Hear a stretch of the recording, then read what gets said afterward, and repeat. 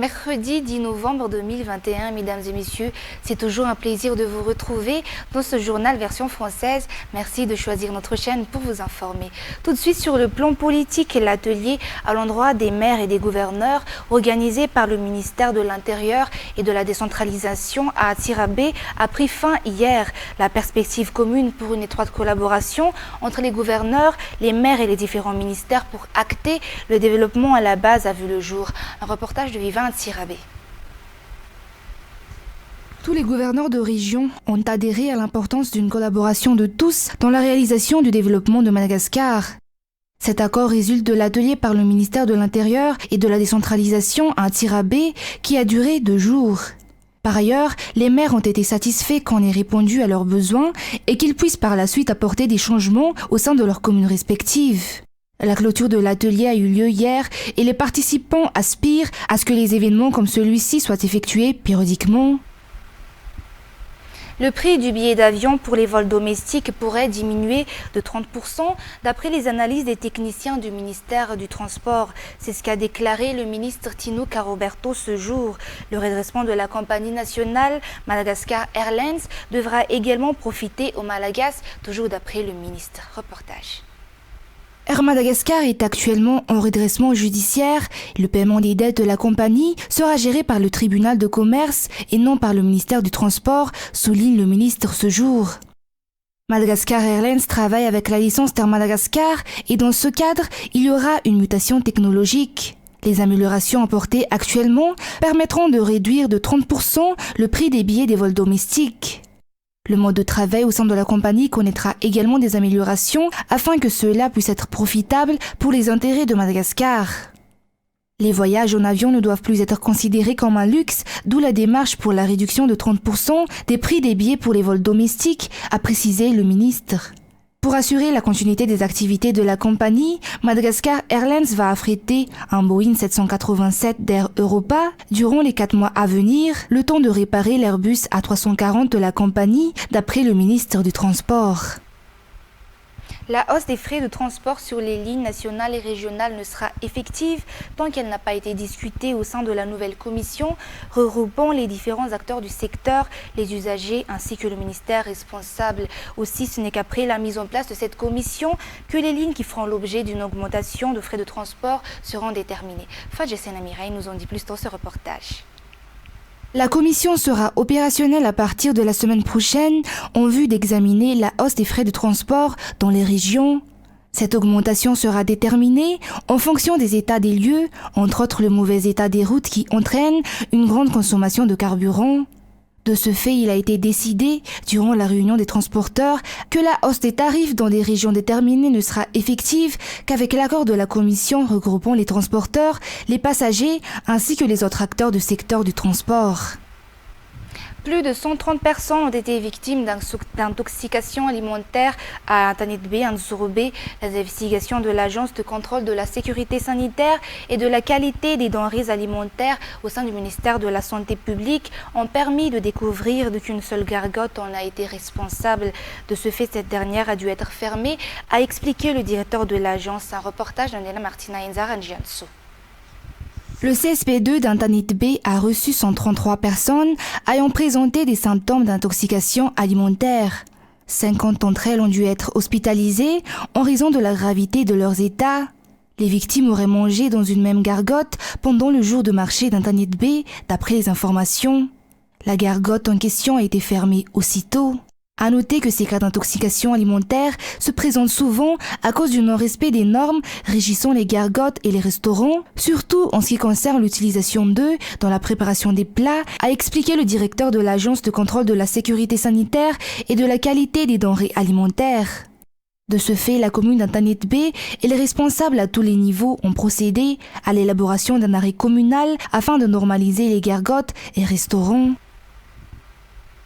Le domaine de l'environnement et de la préservation des richesses naturelles figure parmi les secteurs affectés par la corruption à Madagascar. Corruption qui ne se limite pas seulement au niveau ministériel et de ses nombreux démembrements, mais qui s'étend surtout au niveau du secteur privé et des acteurs de l'environnement, ainsi qu'au niveau des sociétés civiles. Face aux défis de la préservation des richesses de la biodiversité à Madagascar et aux enjeux de l'adaptation au changement climatique, un atelier pour l'élaboration de la politique interne de lutte contre la corruption visant à assainir les secteurs et les sous-secteurs de l'environnement se tient aujourd'hui et demain à Nkoundjan.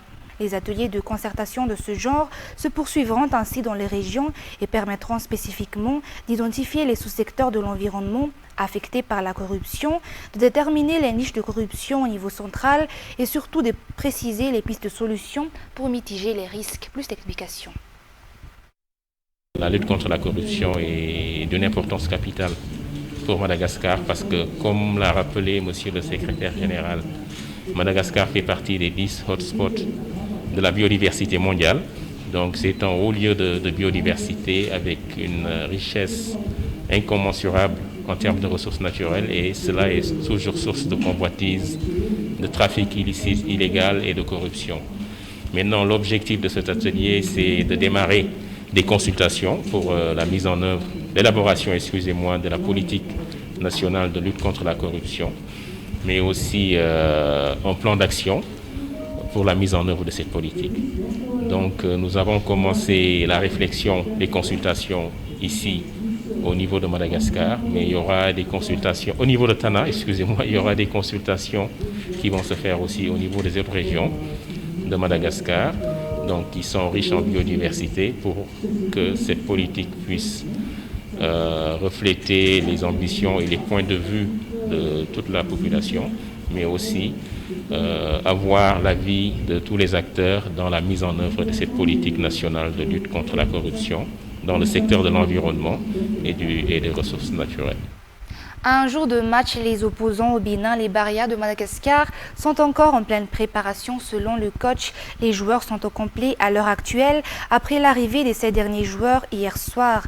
2 joueurs manquent à la liste, dont Pascal Boyer qui est blessé et Yannick Pandor qui a eu des problèmes administratifs en ce qui concerne son passeport français. Selon le coach, l'équipe est prête pour le match retour contre le Bénin qui aura lieu demain à 19h, heure locale, au stade de l'Amitié Générale. Par ailleurs, le match retour contre la Tanzanie aura lieu ce dimanche au stade Bariama Massen. Mais dans le cadre de la célébration du Global Entrepreneurship Week, un grand rassemblement est organisé dans l'enceinte de Nexta à la zone Futura à N'Djamena du 11 au 13 novembre. Cet événement a pour ambition de regrouper des personnes de tout horizon qui s'intéressent au monde de l'entrepreneuriat. 3 jours animés de conférences-débats, de stands d'exposition, des séances de formation et de réseautage. 50 stands y exposeront et 2000 visiteurs sont attendus. L'explication de cette interview du DG du Nexta.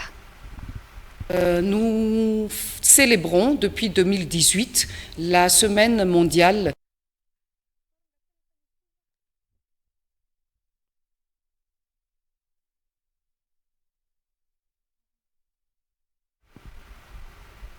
Concernant, excusez-nous pour cet problème technique, concernant les actualités internationales en France, Emmanuel Macron reçoit ce jour la vice-présidente américaine Kamala Harris à l'Élysée.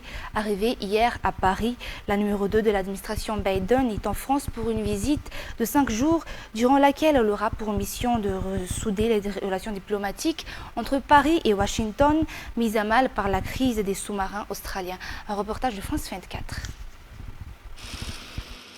À peine descendue de l'avion, Kamala Harris affiche ses ambitions, renforcer la coopération entre la France et les États-Unis.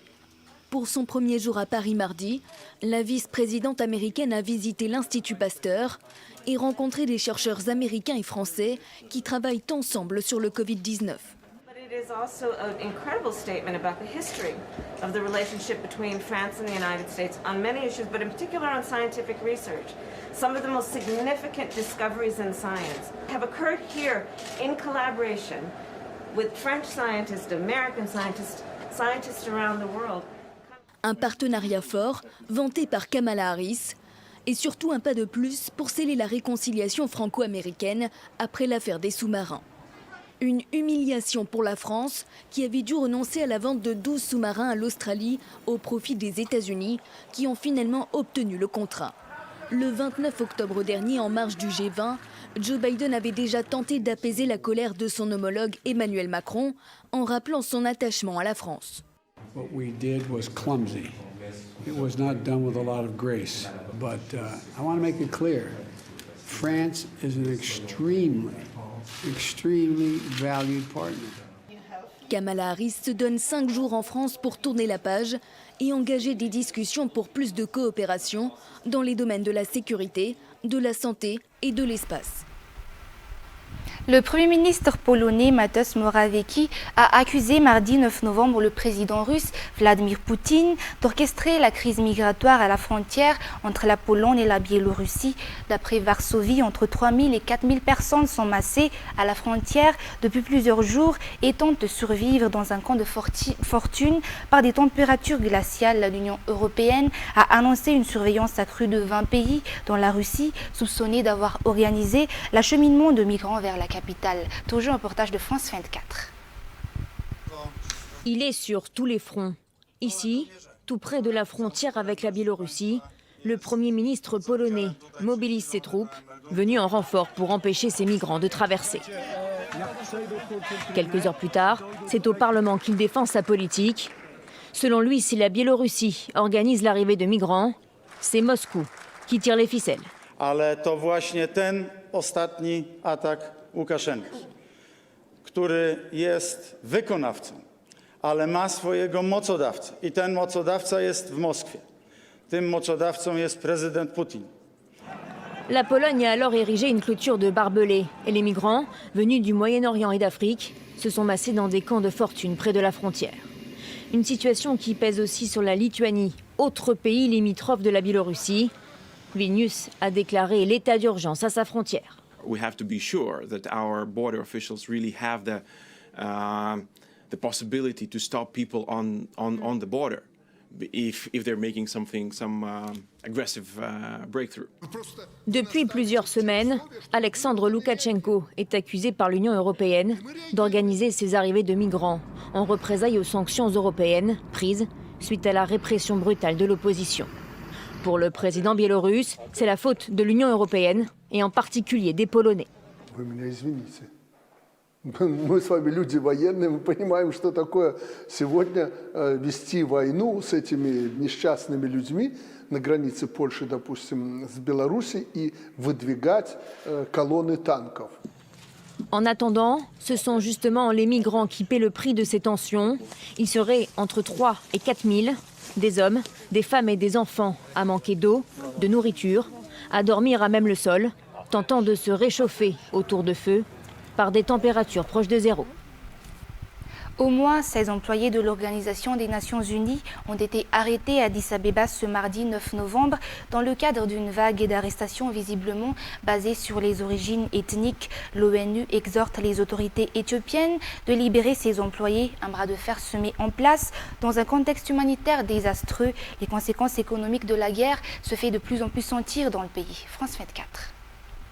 Avant la guerre, les embouteillages étaient fréquents à Mekele, la capitale du Tigré. Aujourd'hui, les véhicules se font rares. Le gouvernement a imposé un blocus dans la région pour affaiblir les troupes tigréennes. On ne trouve pratiquement plus d'essence. On n'a rien à faire. Il n'y a pas d'essence. Tout est fermé. Des camions sont bloqués depuis des mois et les épiciers ont du mal à remplir leurs étagères. Nos prix ont doublé, on n'a plus de produits et même en payant cher, on ne peut plus s'approvisionner. La situation est moins grave dans la capitale Addis Abeba, mais ici aussi l'impact du conflit se ressent. La guerre fait mal à l'économie, mais on espère que grâce à Dieu, la situation va s'améliorer. On perd de l'argent, mais on est prêt à sacrifier nos vies pour sauver notre pays. Depuis un an, des centaines de milliers de personnes ont été déplacées et des milliers d'Éthiopiens ont perdu la vie. Quand on pense à toutes les personnes qui ont été tuées, c'est difficile de planifier l'avenir. Quand on perd son pays, son peuple, on se perd soi-même. La minorité tigréenne a dominé le gouvernement éthiopien pendant près de 3 décennies jusqu'à l'arrivée au pouvoir du Premier ministre Abiy Ahmed en 2018. Depuis, les Tigréens se disent marginalisés par Abiy Ahmed et les tensions ont débouché sur ce conflit qui dure depuis novembre 2020. C'est également avec ce reportage que nous terminons l'édition d'aujourd'hui. Tout de suite après cette édition, vous avez rendez-vous avec votre émission de télé-réalité Forever, suivie de la série de Morning Show et du film Short. Quant à moi, je vous donne rendez-vous pour demain pour des nouvelles actualités.